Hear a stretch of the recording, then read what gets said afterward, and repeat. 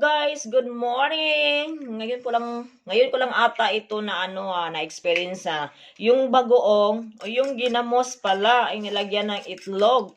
Anong klaseng ulam ito, ha? Guys, na-experience nyo ba ito, guys? Bagoong o ginamos na may itlog.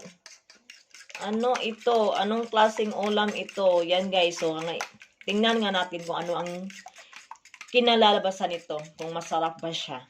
Guys, ayan na po guys. Yan po ang technique nila kung paano iluluto yung ginamos or bagoong na may itlog. So, yan guys.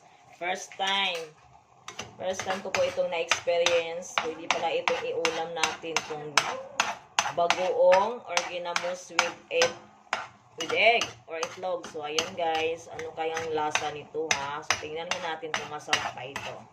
Ayan na po guys, yung finished product natin, bagoong or ginamos na may egg, na may itlog. So ayan guys, first time ko po talaga itong na-experience na mayroon pala itong pwede pala itong ulamin, yung ginamos na may itlog. So ayan guys ha, take note. So try natin to.